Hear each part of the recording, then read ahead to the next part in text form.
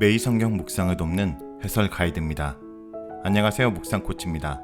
함께 읽고 나눈 말씀은 역대하 23장 1절에서 15절까지 말씀입니다. 오늘 본문은 여호야다가 세력을 결집해서 아달랴를 축출하고 요아스를 왕위에 올리는 과정을 비교적 상세하게 서술합니다. 열왕기는 여호야다가 일으킨 반란에서 군인들이 주도적인 역할을 하는 것으로 기록하지만 역대기는 군인들보다 제사장들과 레인들이 더 주도적인 역할을 하는 것으로 기록하여 여호야다의 반역이 정치적인 측면뿐만 아니라 종교적인 측면에서 이루어진 개혁임을 보여주려고 합니다. 1절에서 7절 읽겠습니다. 제7년에 여호야다가 용기를 내어 백부장 곧 여로함의 아들 아사랴와 요하난의 아들 이스마엘과 오벳의 아들 아사랴와 아다야의 아들 마세야와 시그리의 아들 엘리사밧 등과 더불어 언약을 세우매 그들이 유다를 두루 다니며 유다 모든 고을에서 레위 사람들과 이스라엘 족장들을 모아 예루살렘에 이른지라. 온 회중이 하나님의 전에서 왕과 언약을 세우매 여호야다가 무리에게 이르되 여호와께서 다윗의 자손에게 대하여 말씀하신 대로 왕자가 즉위하여야 할지니 이제 너희는 이와 같이 행하라. 너희 제사장들과 레위 사람들 곧 안식일에 당번인 자들의 3분의 1은 문을 지키고 3분의 1은 왕궁에 있고 3분의 1은 기초문에 있고 백성들은 여호와의 전뜰에 있을지라. 제사장들과 수종드는 레위 사람들은 거룩한즉 여호와의 전에 들여오려니와 그 외 사람들은 들어오지 못할 것이니 모든 백성은 여호와께 지켜야 할 바를 지킬지며 레위 사람들은 각각 손에 무기를 잡고 왕을 호위하며 다른 사람이 성전에 들어오거든 죽이고 왕이 출입할 때 경호할지니라 하니. 1절에서 7절은 여호야다가 쿠데타를 준비하는 내용입니다. 역대하 23장은 제7년으로 시작하는데 이것은 아하시야가 죽은 다음 아달랴가 정권을 장악한 때부터 7째 해입니다. 이것은 아달랴가 왕자들을 모두 살해하는 과정에서 살아남은 요아스가 성전에 숨어 지낸 지 7년째 되는 해이기도 합니다. 아달랴는 무려 20년 동안 궁중에 있으면서 남유다를 북이스라엘화한 사람입니다. 여호야다는 요아스를 구한 요사르앗의 남편입니다. 22장 11절에 의하면 요사르앗은 요호람 왕의 딸이고 아시아의 누이입니다. 그렇다면 아달랴의 딸일 가능성이 크고 여호야다는 요호람 왕과 아달랴의 사이인 것입니다. 그런 관계임에도 불구하고 그들은 다윗 왕가를 복구하고 이스라엘의 정통적인 예배를 회복하기 위해서 아달랴를 제거할 계획을 세웁니다. 그는 5명의 백부장들과 언약을 맺는데 역대기 저자는 열왕기와 달리 그들의 이름을 구체적으로 밝힙니다. 여호야다가 군대 지휘관 백부장들과 언약을 맺었다라는 것은 그가 반역을 일으키기 위해 세력을 결집했음을 보여줍니다. 백부장들은 여호야다의 언약을 맺은 다음 유다를 두루 다니면서 레위 사람들과 이스라엘 족장들 즉 각 가문의 대표들을 모아서 예루살렘으로 왔습니다. 그들은 반란 계획을 각 지역 유지들에게 알리고 그들의 동의를 얻어 지지자들은 예루살렘으로 집결하게 했습니다. 그런데 그들이 전국을 순회하면서 사람들을 포섭하고 반역을 준비하는 사실을 아달랴와 그의 세력들이 전혀 알지 못했다라는 사실은 그들이 얼마나 주도 면밀하게 반란을 준비했는지를 보여줍니다. 반란 지지자들이 모두 예루살렘 성전에 모였습니다. 여호야다는 반란 지지자들 앞에서 요아스를 왕위에 올리자고 주장하면서 그렇게 하는 것이 바로 하나님이 다윗 자손에게 하신 말씀을 따르는 길이라고 말합니다. 당시 왕인 아달랴는 다윗 자손이 아니기 때문에 유다 사람들이 보기에 그것은 하나님이 다윗에게 하신 약속, 즉 다윗의 자손이 영원히 이스라엘을 다스릴 것이라는 언약을 깨트리는 행위입니다. 그래서 여호야다를 비롯한 유다의 정통 세력들은 이방인인 아달랴가 왕위에 오른 것을 못마땅하게 여겼을 것이고 아달랴를 왕위에서 쫓아내고 다윗의 자손을 다시 왕위에 올리기 위해 6년 동안 때를 기다렸을 것입니다. 2절에서 3절 내용은 열왕기에는 나오지 않는 내용입니다. 역대기 기자는 군 지휘관뿐만 아니라 유다 모든 사람들, 특히 레위 사람들이 반역에 참여했음을 강조하고 있습니다. 온 이스라엘이 다윗을 향하여 환호했던 것처럼 요아스를 왕으로 인정하는 언약을 맺는 것은 회중 전체입니다. 요아스의 정권은 다윗에 대한 하나님의 약속들, 곧 회중이 자유롭게 인정하는 권리에 기초하고 있습니다. 실제로 다윗 시대 이후로 백성들은 그의 왕들과 계약을 맺은 적이 없습니다. 따라서 요아스의 즉위는 새로운 시작을, 여호람과 아하시야와 아달랴의 어둠에 동트는 새로운 새벽을 약속합니다. 부분적으로 그는 제2의 다윗처럼 묘사되고 있는 것입니다. 여호야다는 반역의 취지를 설명한 다음 사람들에게 구체적인 작전을 지시합니다. 그는 제사장들과 레위 사람들 가운데 안식일에 당번인 사람들을 세 팀으로 나누고 한 팀은 문, 즉 성문을 지키고 다른 한 팀은 왕궁을 지키고 또 다른 한 팀은 기초문을 지키라고 명령합니다. 그리고 나머지 백성들은 성전 뜰에 머물러 있게 합니다. 역대기 기자는 제사장들과 레위 사람들이 반역을 주도한 것으로 기록하지만 열왕기는 백부장들과 그들의 부하들이 쿠데타를 주도한 것으로 기록합니다. 반역은 성전 뜰이 예배자들로 가득하고 수많은 군사들이 궁전과 성전을 둘러싼 그들의 기지에서 이리저리 움직이는 안식일 보초병 교대시로 일어납니다. 그들의 계획은 교대시에 있을 혼란을 틈타 일부 군사들이 성전을 빠져나가서 어린 왕을 보호하는 것이었습니다.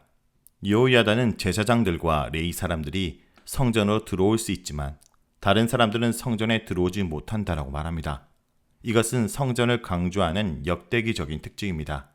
여호야다는 레위 사람들이 무기를 들고 왕을 호위하게 합니다.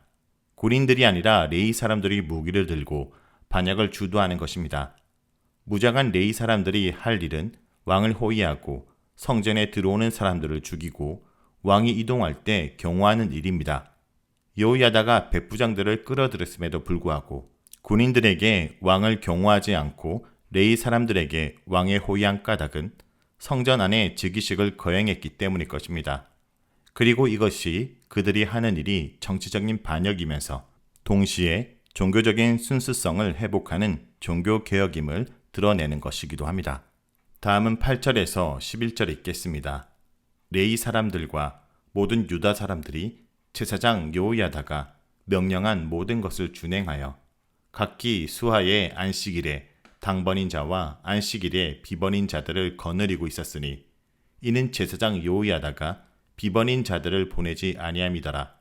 제사장 여호야다가 하나님의 전안에 있는 다윗 왕의 창과 큰 방패와 작은 방패를 백부장들에게 주고 또 백성들에게 각각 손에 무기를 잡고 왕을 호위하되 성전 오른쪽에서부터 성전 왼쪽까지 제단과 성전 곁에 서게 하고 무리가 왕자를 인도해내어 면류관에 씌우며 율법책을 주고 세워 왕으로 삼을세.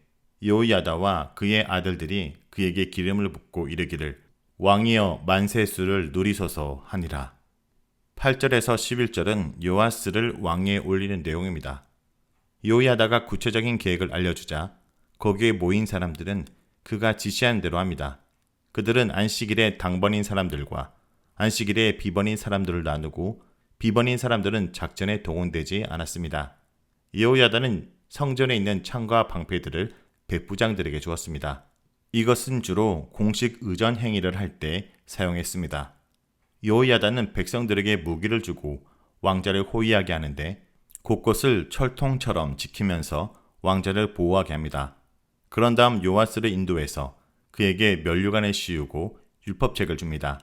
이때 여호야다와 그의 아들들이 그에게 기름을 붓고 왕이여 만세수를 누리소서라고 외치면서 요아스가 왕임을 선포합니다. 다음은 12절에서 15절 읽겠습니다. 아달랴가 백성들이 뛰며 왕을 찬송하는 소리를 듣고 여호와의 전에 들어가서 백성에게 이르러 보매 왕이 성전 문 기둥 곁에 섰고 지휘관들과 나팔수들이 왕의 곁에 모셔 서 있음에 그 땅의 모든 백성들이 즐거워하여 나팔을 불며 노래하는 자들은 주악하며 찬송을 인도하는지라. 이에 아달랴가 그의 옷을 찢으며 외치되 반역이로다 반역이로다 하며 제사장 여호야다가 군대를 거느린 백부장들을 불러내어 이르되 반열 밖으로 몰아내라. 그를 따르는 자는 칼로 죽이라 하니 제사장들의 이 말은 여호와의 전에서는 그를 죽이지 말라 함이라. 이에 무리가 그에게 길을 열어주고 그가 왕궁 말문어기에 이를 때 거기서 죽었더라. 12절에서 15절은 아달랴가 죽는 내용입니다. 이렇게 성전에서 여호야다가 주도하는 왕위 즉위식을 행하고 사람들이 만세를 외치는데 아달랴가 그 소리를 듣고 성전으로 가서 무슨 일인지 확인합니다. 아달랴는 요아스가 왕위에 오르고 지휘관들과 나팔수들이 왕을 호위하고 모든 백성들이 즐거운 마음으로 하나님께 영광을 돌리는 모습을 봅니다. 상황을 파악한 아달랴는 옷을 찢으면서 반역이다 반역이다 라고 외칩니다. 여호야다는 백부장들을 불러서 아달랴를 대열에서 끌어내게 합니다. 그리고 그를 따르는 사람들을 다 제거하라고 지시합니다. 사람들은 아달랴를 성전에서 죽일 수 없기 때문에 여호야다가 지시한 대로 아달랴를 왕궁의 말문으로 데려가 죽입니다.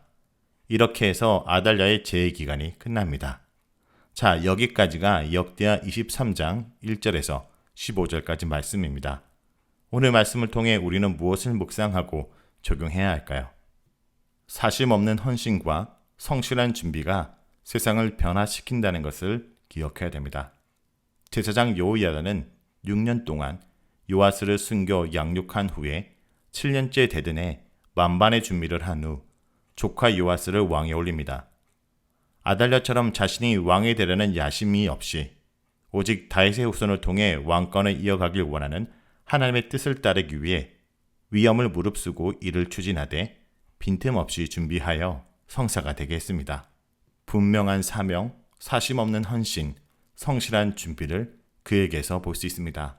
또 여호야다는 제사장들과 레위 사람들을 중심으로 거사를 준비했습니다. 레위 사람들이 성전을 지키고 그들만 성전에 출입할 수 있도록 하며 왕을 경호하도록 하여 성전의 본래 기능을 회복시켰습니다. 각자의 위치와 역할은 다르지만 성전을 회복하고 언약을 지키는 일에는 하나가 되었습니다. 그래서 마침내 하나님의 언약대로 다시 다윗의 왕가가 왕위를 이어갈 수 있게 되었습니다. 아달랴 통치 6년, 그 오역의 시대가 끝나고 새 시대가 열렸습니다. 백성들이 그토록 기다려온 때일 뿐만 아니라 하나님이 역사하실 바로 그때가 된 것입니다. 그래서 오늘 본문은 제7년에 마침내 그때가 되었다라는 것을 알려주며 여호야다의 거사를 알려주고 있습니다. 마찬가지로 예수님도 때가 찼다라는 말과 함께 하나님 나라가 왔음을 알리십니다. 희망을 향한 인내가 바닥을 치고 악에 대한 패배감이 온 세상을 뒤덮을 때 예수님의 그 한마디는 새 시대, 새 역사를 열어놨습니다. 이제 우리에게 남은 과제는 그때를 기다리며 그 길을 예배하는 것입니다. 여호야다가 요아스의 왕의 길을 사심 없이 성실히 준비한 것처럼 세례 요한이 예수님의 길을 예비한 것처럼 하나님의 때를 오늘도 기다리며 깨어있고 준비하는 주의 백성들이 되길 간절히 기도합니다.